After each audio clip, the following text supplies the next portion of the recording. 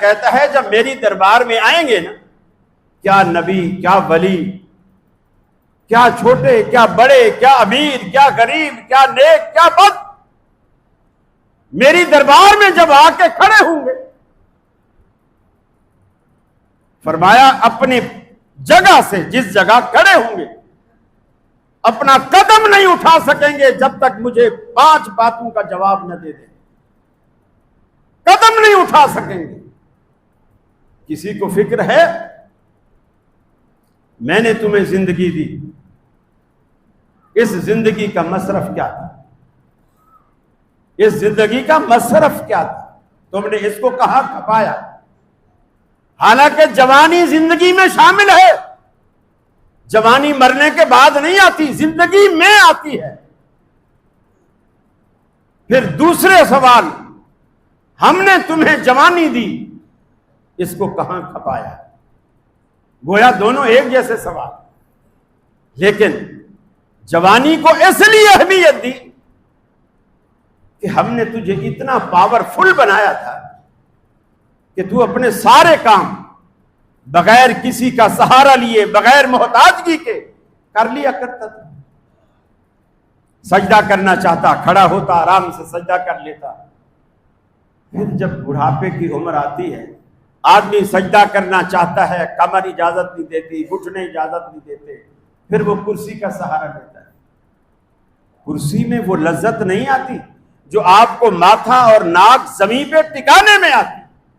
کرسی میں تو آپ فضا میں لٹکے ہوئے ہوتے ہیں، نہ زمین پہ نہ آسمان پہ، بیچ میں لٹکے ہوئے۔ فرمایا ہم نے تمہیں جوانی دی، اس جوانی کا تمہارا مصرف کیا ہے؟ ہم نے تمہیں علم دیا، اس علم کا تم نے کیا استعمال کیا؟ کہاں کھپایا اس علم کو؟ ہم نے تجھے مال دیا، من این کسبتہ وفیما انفقتہ، مال سے متعلق 2 سوال، باقی ہر چیز کے بارے میں ایک ایک سوال، مال سے متعلق 2 سوال۔ من این کسبتہ، جیسے انکم ٹیکس والے پوچھتے ہیں نا، تیرے ذرائع انکم کیا ہے؟ من این کسبتہ، تیرے ذرائع آمدنی کیا تھے؟ یہ مال کمایا کہاں سے تھا؟ کس ذریعے سے کمایا؟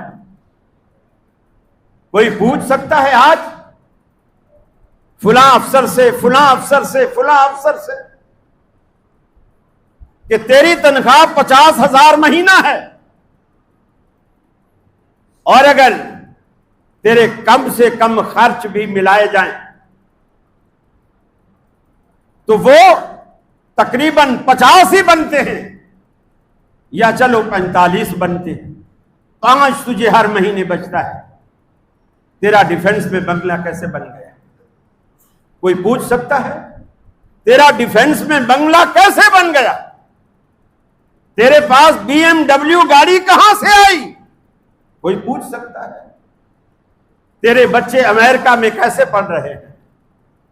ان کی فیسیں ڈالروں میں کیسے پے ہوتی ہیں؟ کوئی پوچھ سکتا ہے؟ سیدنا فاروق اعظم رضی اللہ تعالی عنہ اپنے دفتر میں بیٹھے دور خلافت، ایک صاحب ملنے آئے، کہنے لگے امیر المومنین مجھے آپ سے کام ہے۔ جب اندر داخل ہوئے، رات کا وقت، دیا جل رہا تھا۔ ارے دیا اس پہ کوئی بجلی نہیں لگتی، تیل لگتا ہے، دیا بجھا دیا۔ اس نے کہا امیر المومنین آپ نے دیا بجھا دیا۔ کہا تو ذاتی کام سے آیا ہے نا مجھ سے ملنے، یہ بیت المال کا تیل ہے، یہ بیت المال کا تیل ہے، یہ میرا ذاتی تیل نہیں ہے۔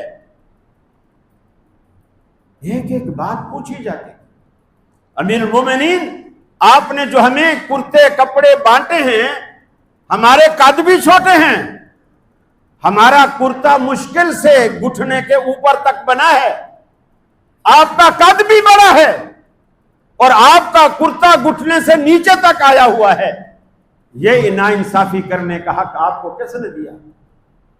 خلیفے سے پوچھا جا رہا ہے. کون؟ عوام. عوام پوچھ رہی ہے خلیفے سے. ہمارا کرتا گھٹنے سے اوپر تک اور تیرا قد بھی بڑا ہے اور تیرا کرتا گھٹنے سے نیچے تک آ رہا ہے, ہم تیرا خطبہ نہیں سنتے, پہلے اس کا جواب دے, پہلے اس کا جواب دے. کہا بیٹے, مسجد میں صف میں ان کا بیٹا عبداللہ بن عمر بھی بیٹھا تھا.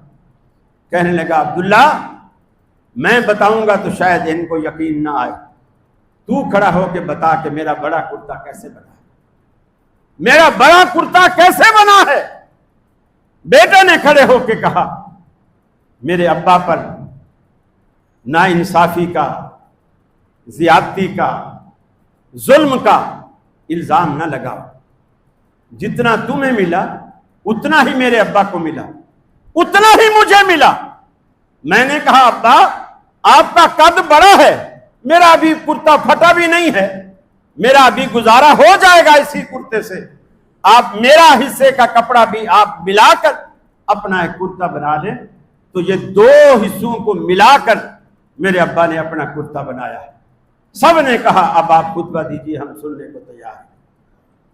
آج یہاں کوئی پوچھ سکتا ہے, مجال ہے کوئی پوچھ لے کہ یہ کہاں سے آ رہا ہے. من اینا کسبتہ وفیما انفقتہ, تو نے اسے کمایا کہاں سے ہے اور خرچ کس چیز میں کیا ہے. یہ اللہ رب العالمین کہتا ہے ہم پوچھیں گے. مال سے متعلق دو سوال, مال سے متعلق.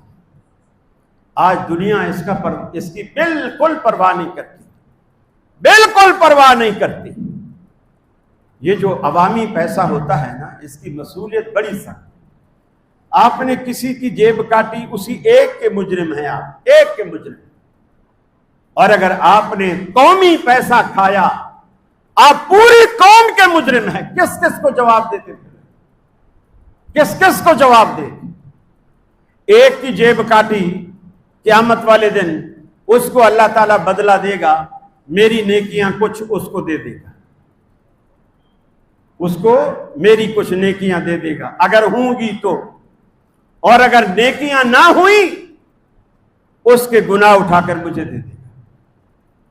لیکن اگر پورے ملک کا میں نے مال کھایا ہو, اتنی تو میری نیکیاں بھی نہیں, وہ بٹوارا کیسے ہوگا, کس کس کو میں نیکیاں بانٹوں گا.